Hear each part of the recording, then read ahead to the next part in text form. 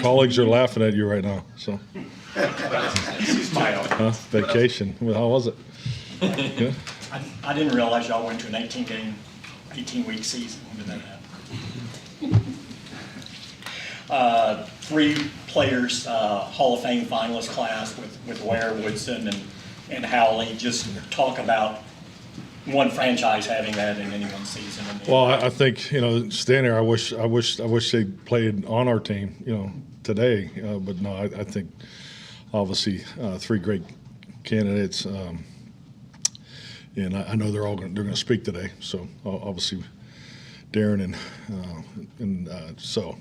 Yeah, I think their careers speak for themselves. I think at DeMarcus Ware, the pass rush, both here and playing in Denver, and Darren Woodson. I just to be able to play nickel and strong safety without leaving base defense. That was one of the first players that I experienced because I was with the Chiefs back in 1995. We played here in Dallas. So 2 great players, very well respected. You hear so much about them. So, but I think all 3 guys would be definitely excellent candidates to go into the Hall. When you have moments like this, do you reference it with your current players to show that, hey, this franchise with this history, you perform at a certain level here, it does set you apart and set you up for some things, or how do you acknowledge it, I guess? It's acknowledged every time you walk down the hall.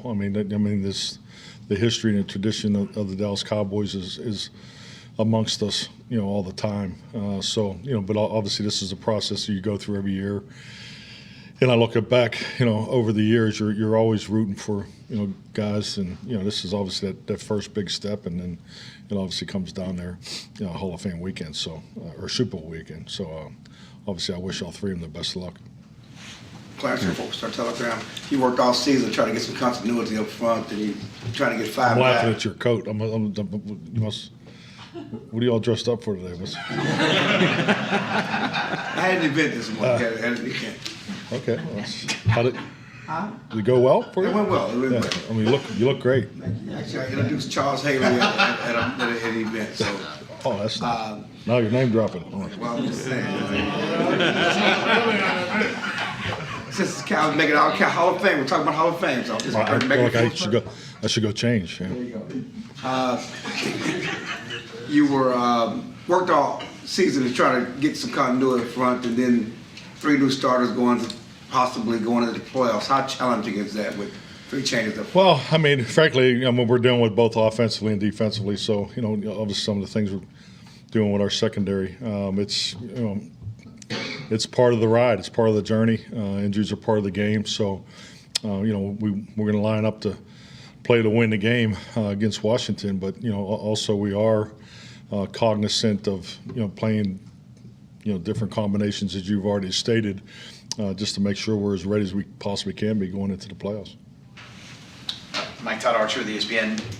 Considering you've been here in the Packers, does the history of a franchise ever become a burden to the current team, or do they have to learn to embrace that? Oh, I don't think so. Never have. And I think it's something you definitely should embrace. To me, I always looked at it as an energy source. The pride that's in the bricks and everything around here. It is obviously built by the generations before us, and I think it's something that I think we do a great job of honoring it, acknowledging it. But I've always looked at it as it's an energy source.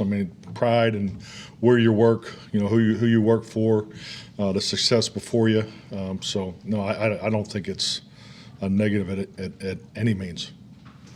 Michael Gallup in Dallas Morning News. Your penalties are way down the past 5 games, including on offense. That's what we do in so, yeah. What do you test? Certainly only a few on offense these past handful of games. What do you test that? It's purely 110% coaching. There's no way around that. But no, I just think it's a credit to our players. It's obviously, I think, just like anything, you go through corrections, you emphasize things on a daily basis.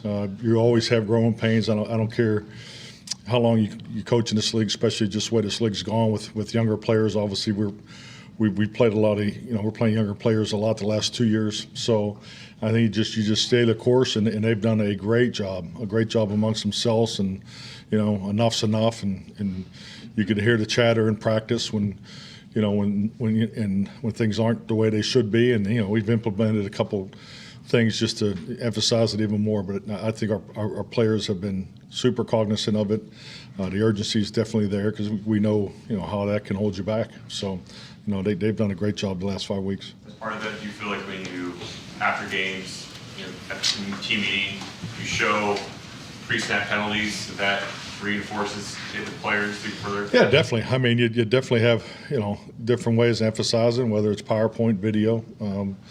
I just think like anything, every minute of every team meeting, every offensive meeting, walk through, how many reps you're getting. I mean, that's part of the competition as a coach, and so everybody emphasizes differently. But once again, I think the reality of it is it has to be in the locker room. And if you want something that you're trying to get done as a coach, regardless, if fundamentals or things that aren't quite what they are. I mean, it has to become a culture, a locker room focus, and I think our players have done an excellent job of that. Hey, Coach Patrick Walker, DallasCowboys.com. How did Matt Farniok look at his first practice back, and is he physically at a point where there's at least a chance he's available for Washington? I think it really excellent question. Today's a big day for him. We'll go through the first half of practice and pads, and so really want to see him work in the the individual work, the pass rush, the team run, 9 and 7 type periods. So those will big periods for us as far as his evaluation. Christy Scales, Cowboys Radio, kind of piggybacking on Michael's question about the penalties, and you've talked to us throughout the year about how different weeks you've emphasized different things, and I think it was after the Jacksonville game there were a large number of big plays in that game that you mentioned. What's the point of emphasis this week, and does it change anything last regular season game going into playoffs? Well, I mean, the reality of it is that the Cowboys 6 is really the focal points, from day one. It's the fundamentals of the game of football, and we all grow up with ball security, tackling, obviously blocking, but, we treat big plays as one of the 6 fundamentals of, being successful in pro football. You cannot win in the NFL without big plays. It's something that that we chart, throughout the game. I mean, it's something that it's a point of emphasis that I always make at halftime. It's one of the points that I talk about at halftime. Say, hey, we're 9, we're 9 and they're 6, we're +3. There's going to be another 15, 16, 17 big plays. Because I think the biggest thing about big play opportunities, you just can't chase them.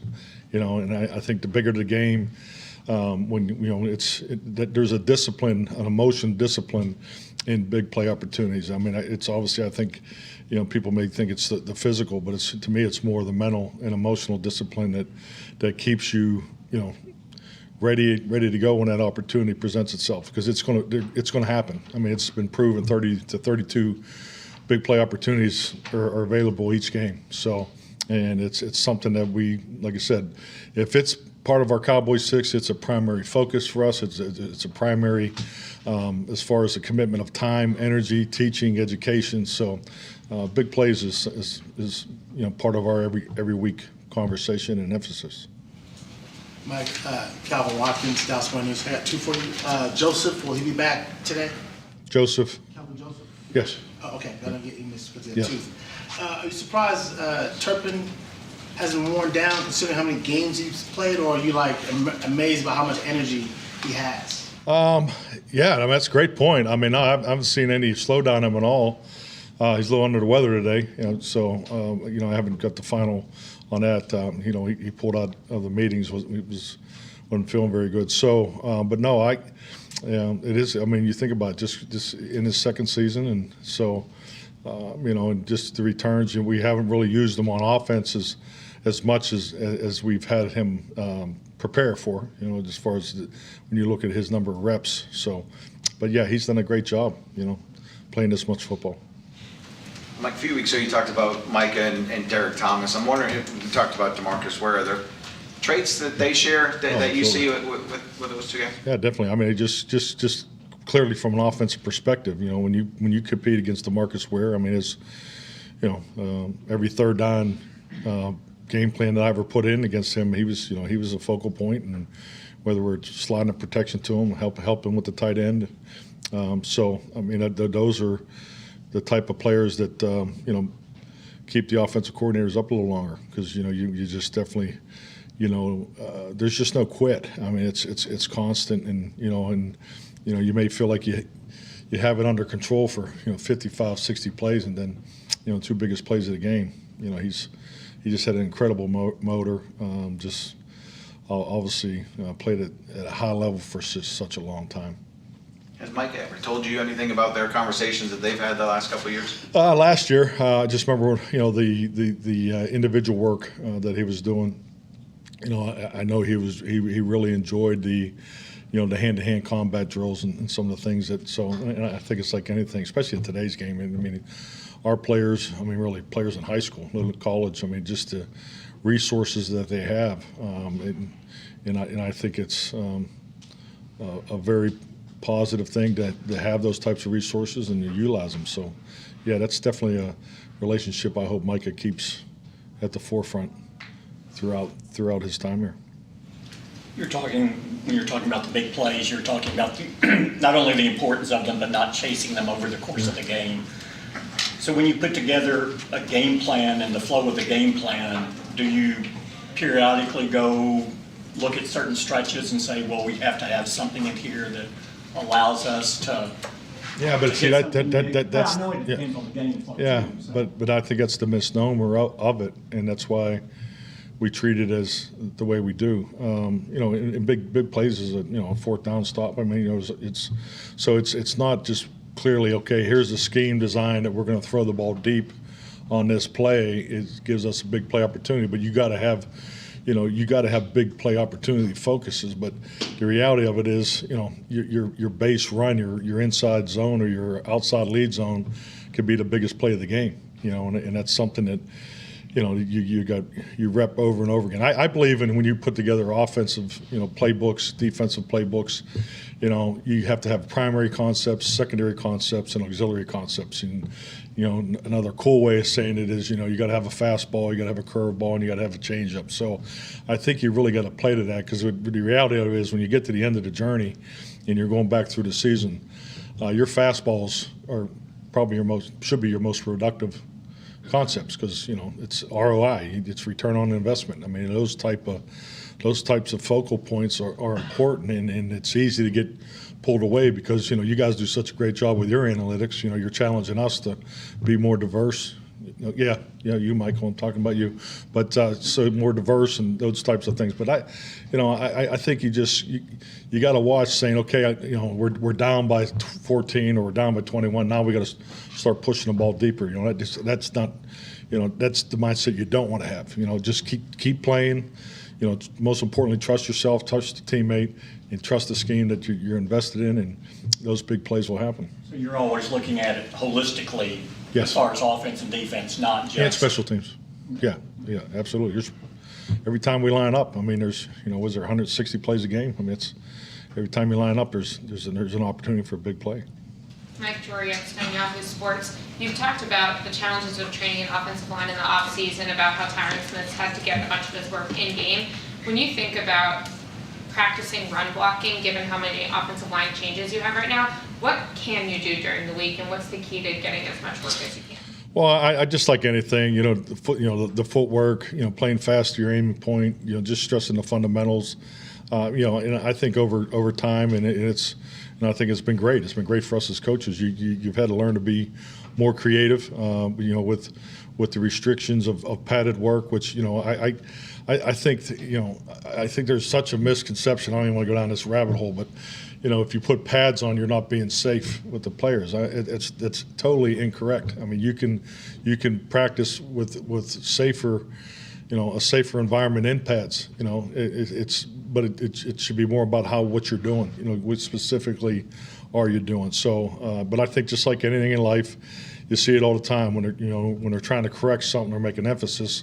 There's a tendency to overdo it, and I think it's clearly what we've done in the area of padded work, because young players need to work, with their pad level, their footwork, and all those things. And it's not that every time you put pads on, that means you're going to do a 25 play 9-on-7 drill, running lead zone every play. That's not the point, because just look at the way the game's played. I mean, the role changes and the space and the angles and the multiple schemes in the run game are higher than ever, higher than I can ever even recall. The utilization of the quarterback in the run game is higher than it's ever been in the National Football League. And these are all spatial challenges that require the ability for our players to play at full speed with proper fits. So it sure is hell not the best way of doing it in walkthroughs all the time. I think anybody that's ever coached or played football recognizes that. So you just got to find ways to be creative and do the best you can. Mike, Haley Sutton, DallasCowboys.com. Obviously, when you added T.Y. Hilton, you knew that he would still be a threat as a wide receiver, but I believe 4 of his 5 catches have been for significant third down yardage. Did you expect that kind of production from him in that regard of him being so efficient, keeping plays going, or what have you most been impressed with? Well, I mean, we really just followed David's big play call sheet, so we just call the big plays to T.Y. only. But, that's just kidding. So, And then you'll get the scouting report. Yeah, but no, I think it just goes to show you, it's a great example of him, just, his experience running the route. Obviously the 3rd and 31 was a unique situation. But, yeah, I mean, he's, if you look at his history in Indianapolis, I mean, his ability to run a 4 route is unique, and everything that comes off of that stem. So, yeah, and I think it just, shows that what he can do, and it's been impressive, based off of those numbers. But, hopefully we can get him more involved. Do you feel that the interception stat, the way it always goes on the quarterback's ledger, is a bit antiquated? And in-house, do you guys have obviously you guys have a lot more nuance when it comes to that? I don't know how else you would do it. I mean, I understand, the quarterback grade sheet, as far as how you break down interceptions, personally, it's been the same for me since 1989. I mean, and I feel it works. So, yeah, because now you're putting, who's making the decisions on is it on the receiver or if it's on the quarterback, and some of them are black and white, but there are other things that happen. There's other variables that would potentially not give you the most accurate evaluation. With Leighton doing at least a little bit of something yesterday, how important is that, even if he doesn't play this week, to get him some work going? Yeah, definitely very important. Just want to get Leighton back out there, and just kind of going off to a little bit of the question about fundamentals for offensive line. Even if he just could do the 7-on-7 reps, just to get him back out there and triggering, firing, playing with vision, getting his matches.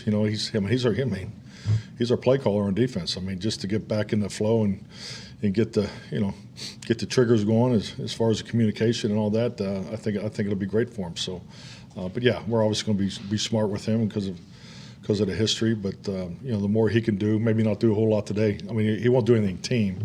Non-contact is the focus. But my hope was maybe Saturday get him in some of the 7-on-7s. Get him some work there. Clarence Hill, yesterday was so emotional, regarding DeMar. What's the team's mindset today, and just talk about the focus on Washington now? Well, just the number of guys that I talked to, and they actually came up in a quarterback meeting before I came in here. I mean, just the positive news that we're all hearing is just, it's uplifting. I mean, it's everybody's very engaged with it, and I think just like a lot of things. When you have tragedy in these type of moments, it makes grown men talk, and that's come some of the conversations that I had, particularly this morning and last night. I mean, it makes us have conversations that you're really not comfortable talking about. So I know from our personal experience as a football team, we've had an opportunity to grow through this, but as obviously the most important is DeMar's health, and that he keeps making progress and gets back to where he needs to be, with his families and his football team. So, but yeah, I think it's the energy is definitely picked up today because of the good news that we're hearing out of Cincinnati. John Michelle, The Athletic.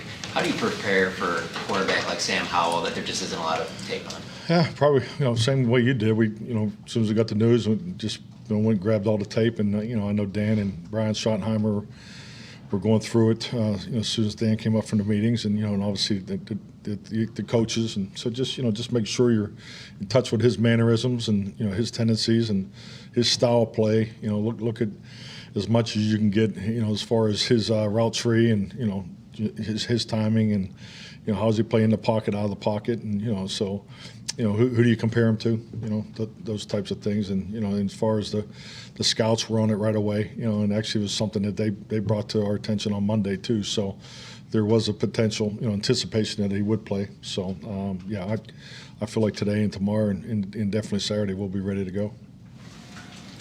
All right. Thank you, Mike. All right, thank you.